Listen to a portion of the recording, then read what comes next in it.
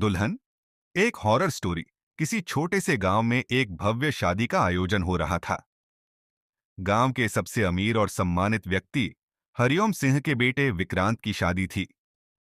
दुल्हन का नाम मीरा था, जो एक और दूर के गांव से आई थी।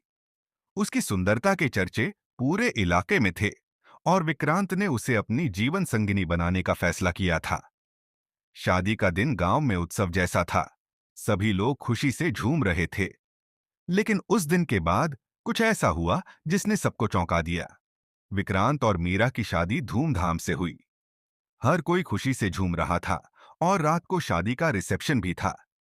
लेकिन रात के अंधेरे में कुछ विचित्र घटनाएं होने लगीं। कुछ मेहमानों ने महसूस किया कि रिसेप्शन हॉल में किसी ने उन्हें घूरा। लेकिन जब उन्होंने देखा तो वहां कोई नहीं था। कुछ औरतों ने कहा कि वे मीरा के चेहरे पर अजनबी सी मुस्कान देख रहे थे, जो रात बढ़ने के साथ और भी भयावह होती जा रही थी। शादी के अगले दिन विक्रांत ने मीरा को अपने घर में बसा लिया। सब कुछ सामान्य था।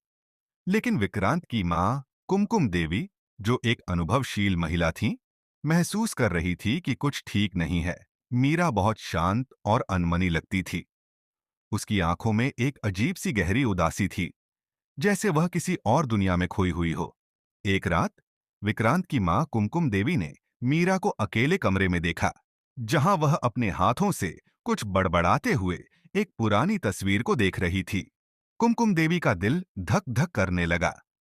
वह कमरे में दाखिल हुई और मीरा से पूछा, तुम क्या कर रही हो बेटा?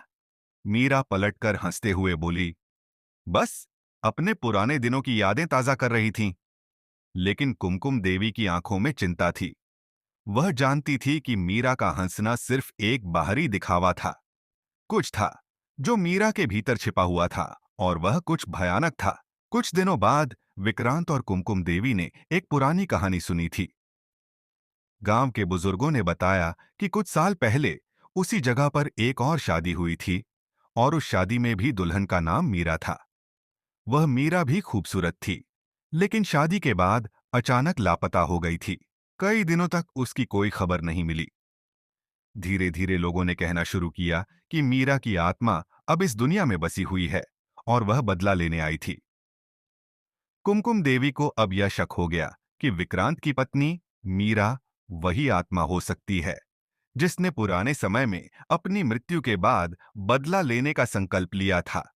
उसने विक्रांत से मीरा के बारे में और अधिक जानकारी ली।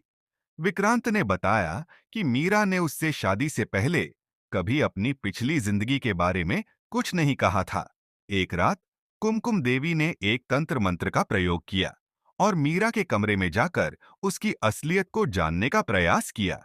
जैसे ही उसने मंत्र जपा, मीरा का चेहरा अचानक डरावना बदल गया। आंखें काले हो गईं और उसके चेहरे पर एक भयावह हंसी गूंजने लगी। मीरा ने कहा, तुम नहीं जानती हो कि मैं कौन हूं। मुझे जिंदा जलाया गया था और अब मैं अपनी आत्मा के खून से तुम्हारे घर को शापित करने आई हूं। कुमकुम देवी की नसों में बर्फ दौड़ गई। उसने तुरंत विक्रांत को बुलाया और दोनों मिलकर मीरा को उस भयानक शक्ति से मुक्ति दिलाने की कोशिश करने लगे। कुमकुम देवी ने एक प्राचीन तंत्र विद्या का प्रयोग किया, जो आत्माओं को शांति देने का काम करता था। जब सब कुछ शांत हो गया, मीरा की आत्मा ने अंतिम बार विक्रांत को देखा और कहा, मैंने तुम्हें अपना जीवन साथी माना, लेकिन मेरी मौत की सजा से बच नहीं सकते। इसके बाद मीरा की आत्मा गायब हो गई और उसके बाद घर में शांति लौट आई। लेकिन एक दिन विक्रांत और कुमकुम देवी ने देखा कि मीरा की तस्वीर उनके घर की दीवार पर एक नई तरह से उकेरी गई थी, जैसे वह अब भी उनके बीच कहीं मौजूद थी। किसी ने सही कहा था, कुछ रिश्ते कभी खत्म नहीं होते। दुल्हन की कहानी एक भयानक चेतावनी थी कि कभी-कभी कोई अदृश्य शक्ति अपनी मौत के बाद भी इंसान के जीवन से जुड़ी रहती है। अगर आपको यह कहानी पसंद आई हो तो प्लीज मेरे वीडियो को लाइक, शेयर एंड चैनल को सब्सक्राइब जरूर करें। धन्यवाद।